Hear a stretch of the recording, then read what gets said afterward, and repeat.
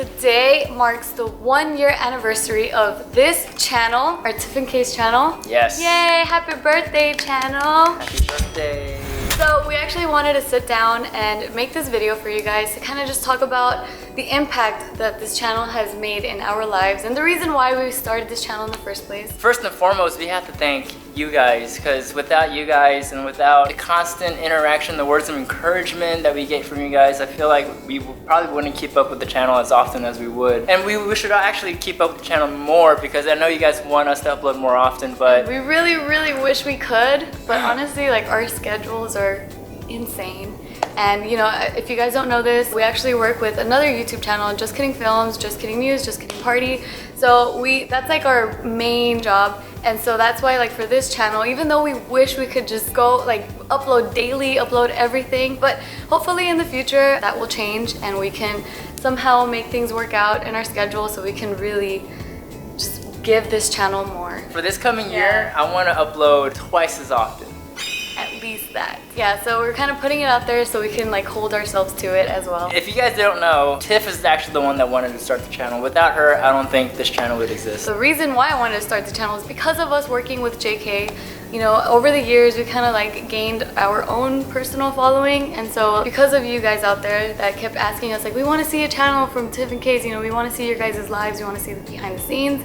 Like, we want to see what we can't see through JK. So then that's why, like, I kind of brought it up to Casey and I'm like, hey, you know what? Like, there's all these fans out there that they really want to get to know us some more. Like, maybe we should start our own channel. And he wanted to do cooking videos, but it's so funny, but because of our insane schedule, it's been hard. How many cooking videos have we done all year? All year? 3. That's it. You know, it takes a lot to prep for a cooking video. When it comes to cooking, there's the cooking that happens without a camera. And you're like, oh, okay, I got it. This is easy. The timing works out. But when you have the camera, you're setting up the lights, and then you're trying to like think about what you're gonna say, because you don't usually explain your process as you're cooking. That slows everything down. And then what's supposed to be a 30-minute cook ends up being like 5 hours, and then it doesn't turn out that great because then all the timing is off, and like, you know, you're too worried about the camera, but then you have to worry about the food. But because I was gonna make cooking videos and you were supposed to vlog, by way of that, I guess I ended up helping you with the vlogging and stuff as well. And I actually don't like vlogging. I never watched vlogs. I hated vlogs for the longest time because I just thought they were boring to watch. Casey hated being in front of the camera. I did. So how does like this whole year of us having our channel, how did that like help you break out of that? I think it's just repetition. Just constantly talking to this camera here. This is daunting. I don't know why. It just scares me. It just makes me feel nervous. But yeah, I feel you, because I felt the exact same way too when I first started working with JK, because that was my first experience being in front of a camera at all. I remember I would like want to hide in my own little shell and like, no, don't look at me. The lens is looking at me. It's so scary. But I think vlogging alone has been very liberating because of all those problems that we had prior to, I guess, vlogging and starting this channel. I think this channel has remedied all those problems for us, and I don't feel like I'm the same Casey as I was a year ago. I feel the same way. Like, yeah, I feel like it helped me gain a lot of confidence as well. But the thing that's most important to me though, the main reason why I wanted to start this channel was to immortalize Isaac's childhood and our relationship, and like seeing ourselves grow, and like just picturing ourselves like watching this video like 20 years from now, and then like seeing how much has changed.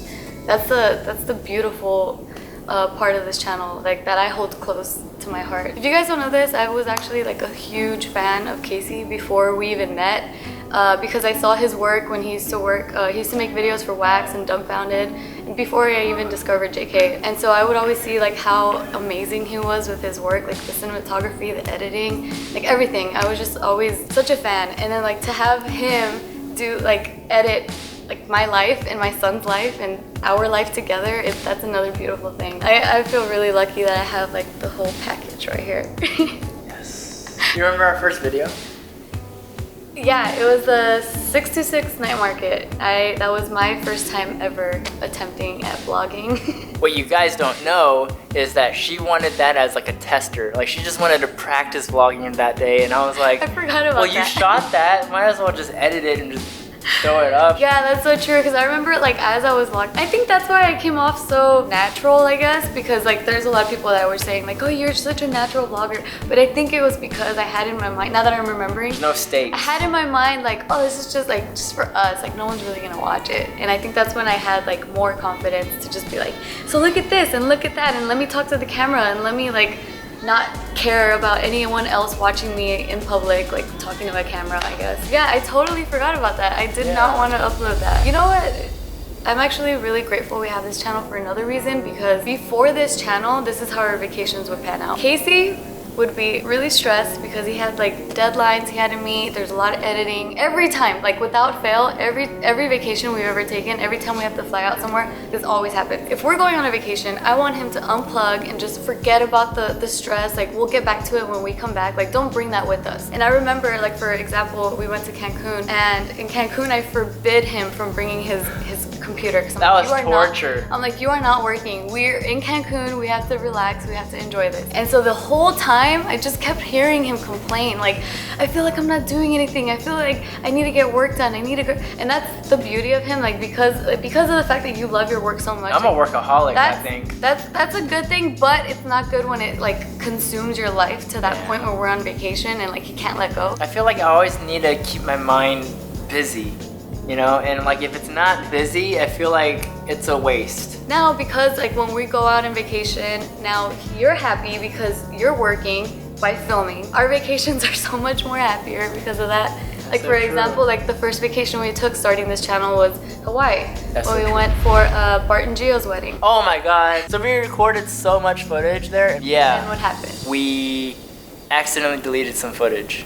Yeah, so the way the camera was set up, I mean, there's like technicalities. Well, we were still learning the camera, and then I think going through different friends in terms of their preferences on how the camera should be set up, the footage was split into several different folders, and we only pulled a portion of it out. Yeah, so the actual wedding footage, gone. But you know what, I don't even feel that bad because all of our friends are vloggers, so that day was still captured even through like someone else's perspective, so it's not that huge of a loss, but it did, I cried. Like when I realized I lost that footage, like it hit me because it was like, that was like through our perspective, you know, like we can't get that footage back, but it's okay, it's already done, and we moved on. Yeah, you move on. So what's it like seeing Isaac grow up in front of the camera? Oh man, it's awesome. I wish like my parents would have had video of me when I was little. I mean, I do have like a handful of photos, it's not that much, but so I always wish that I could like document my own kid's life. And so as soon as I started coming around JK, and like Isaac has been able to be in a lot of skits, and like you see him, little 5-year-old Isaac in a skit, and so like it started at 5. Yeah, and I feel like we started at a good time too at 7, because at 7 we were still able to capture the tail end of little kid years. And then now I feel like we're entering the big kid years, you know, so I feel like it was a very good time to, I guess, capture the essence of the little kid Isaac, and now we're starting to see the big kid Isaac. When we're on vacation, I actually focused the camera on Isaac a lot more, because I feel like seeing him see that world that we're visiting at that time speaks way more than pointing the camera at ourselves and like from an adult perspective. Cool, look at that, look at this, look at that. And Isaac's eyes, it's like, wow, you know? Yeah, like when we went to Japan. Yeah. Like it was such a culture shock for Isaac, and like to actually have that forever in video, and like he can look back on that too and like say like, oh, I remember when we went to Japan, I remember experiencing that. I remember when we literally came back from Japan, we're tired, and then like 2 days later we're on a plane. Yeah, going to Texas to visit my family. Yeah, we were right after we went to Texas, and we went to go spend like Christmas and New Year's. And how does it feel like for you to actually like vlog your own family? Like, it was weird. I have to say, like at that time, I was already getting sort of used to vlogging, and I was like, oh cool, like I'm already expanding what my opinion was on vlogging, and then I was starting to get more comfortable with the camera as well with myself. Then when we got to Dallas, I was like, now I have to integrate one more element that I'm not too sure if I'm comfortable with, which was pointing the camera at my family, which I'd never done before. But you know what actually eased it in? my family. Yeah, your friends. They were like super like, oh, you're gonna vlog? Cool, okay. And then they kind of went right with it, and they weren't weird about it. And I was like, his parents, like how you see them on camera is how they are in person. Like they don't turn it on or turn it off or shy away or try to like overcompensate for who they are. Like that's just what you see is what you get, and that's I love that about your parents. They're awesome. When you're able to see who they are through video, it's almost kind of like a chance for you to really soak in who they are, because I didn't realize how cool my parents were until I saw them on video, and I was like, oh dang, my parents are cool. They are cool. Yeah, and you don't reflect on that in the day-to-day interactions with someone. When we went to Mexico and like capturing like our families colliding and like how accepting they were of each other, like oh my god, that like hits me because I'm like, oh, it's so beautiful. Like they're so beautiful, like how they just accept each other, and then for us to actually like capture that in video, and like we can forever hold that with us. So another big thing that happened this year was our move. We moved homes. We're here now. Why did we move? Because if it was up to me, we would never move. Why did we move? She forced me to move, literally. I didn't force it. You did. I convinced you. Okay, fine, yeah. So in our old home, it was a duplex. So picture like one huge home and then cut it down the middle. We had one side, we had neighbors on the other side. The floor was elevated, it was wooden floor, we kept hearing a lot of noises. There was just a lot of unpleasant things in that home in terms of like the noise complaints, and then we were pretty close to like our surroundings in the neighborhood were really loud, and there was no, like because we had one half of the home, the other half had no sunlight, and we had a detached garage, so we'd park in the garage, we had to walk through, and so like every time it would be raining, we had to go through like the elements, and it was just a lot of like little inconveniences that we didn't realize how much it impacted our lives. Yeah, it added up. It added up a lot. So after our landlord let us know that the rent was gonna be going up and that he was gonna be moving, and it was just like a lot of little things. I finally, after talking to you, after like, you know, trying to convince you, like, let's try to see if we can find somewhere at least cheaper, maybe, or like an upgrade. So then after searching, we found this one home, and like I fell in love with that home, and I'm like, oh my god, this is the place we need to live. It's amazing, it's perfect. And then they denied us. I think they thought we were too young to have a home. Yeah, because it was a really nice home. And we kept looking and we found this place, and I was like, oh, that's actually pretty cool. So the thing is, like, that we wanted like a standalone home. We didn't want to have neighbors. So then that was the one thing we were trying to escape, is not to have neighbors. We didn't want to, personally, I get really, really mad when I hear other people talking through the walls, or I hear like footsteps or music. Someone's playing music with bass or an action movie, and you can hear like just ever so slightly that. An old man. I am an old man. I can't deal with that noise, because it's too insignificant to tell what it is, but then it's too significant to not hear it either. So it's just like in this in between of like, you're there, but I don't know what it is. So it's like this. We find this place, and it's like 99% ideal, and like just that 1% was the fact that it's not a standalone home, because like this is technically like a condo, so we do have neighbors on the side. So then we're like, well, let's go check it out, let's see what it's all about. And we get here and we're like, this is perfect, this is it, this is the place. So then we applied, and luckily, like, you know, we got accepted. And I don't know what they put in between the walls, but it's silent.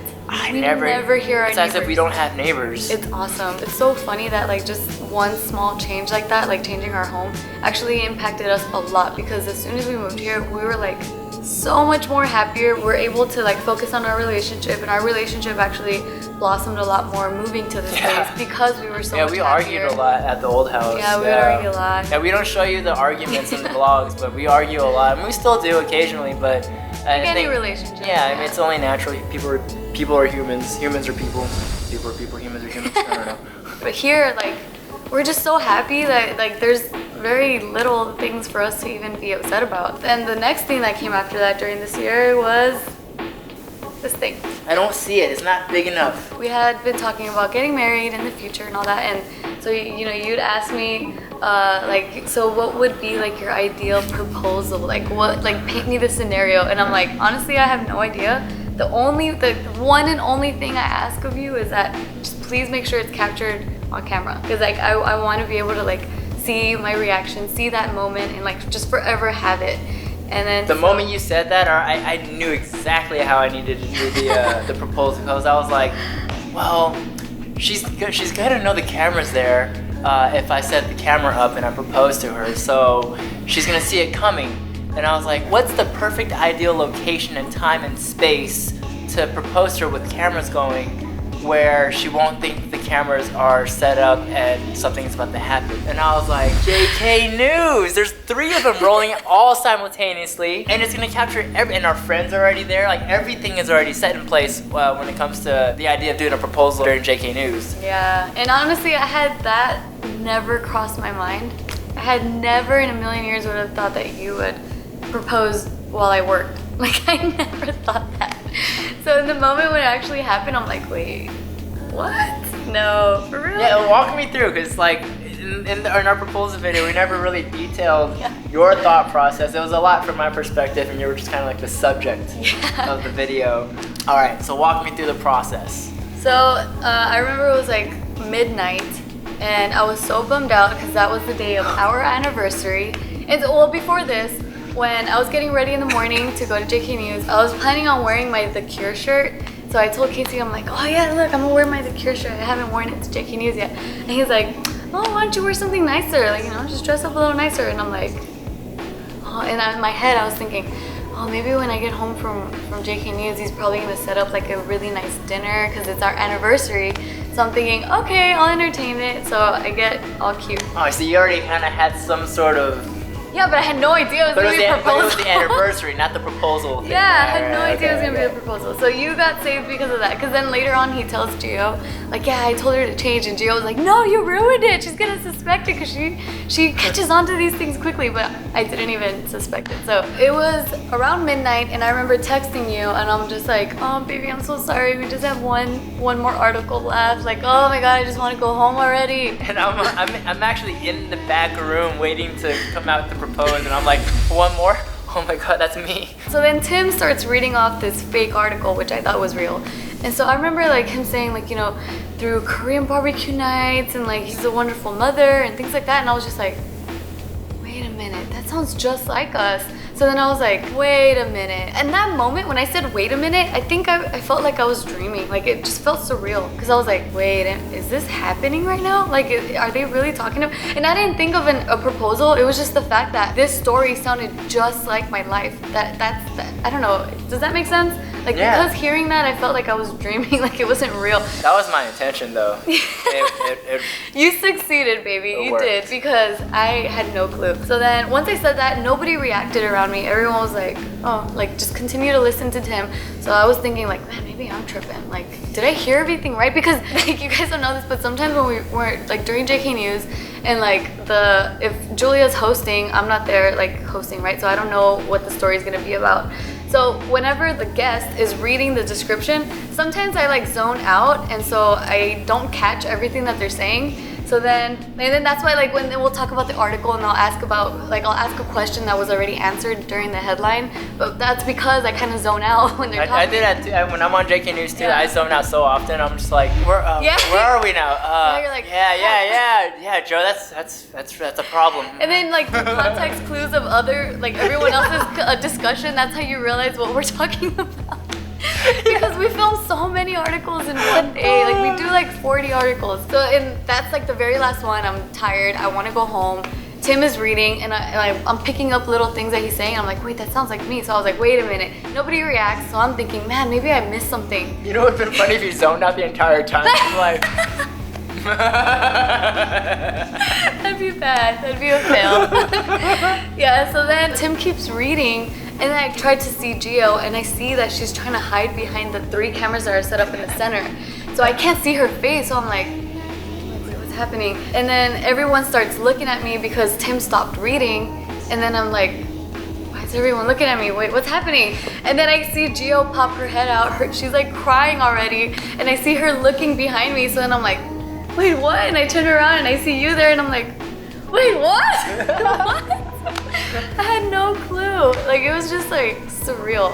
It was surreal. It was so surreal that I actually didn't propose. Yeah, and I'm surprised nobody caught that because he never once asked me, will you marry me? Yeah. Never. And you know what's so funny? So after that happened, like, you know, the entire proposal, we all celebrated. He tells me, you never said yes. In that moment, I didn't realize that you never asked me a question. I didn't either. I was kind of like, you didn't say yes. So then I'm just like, yes, yes. And then we get home that night, we realize like, wait a minute, you didn't even ask me like to say like, you know, will you marry me or anything. So then not until that night while we're in bed, then I'm like, you didn't ask me. And then that's when he asked me, will you marry me? And I'm like, yes, I will.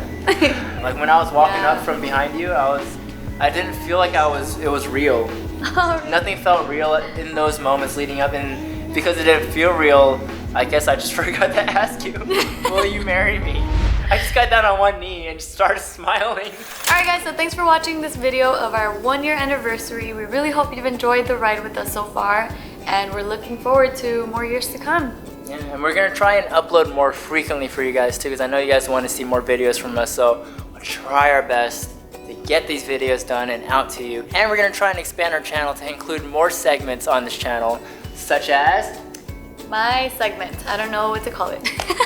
But yeah, we've already mentioned this in our previous videos, that, you know, that's something that's in the works, so stay tuned for that, and we'll see you guys in the next video. Bye. Bye.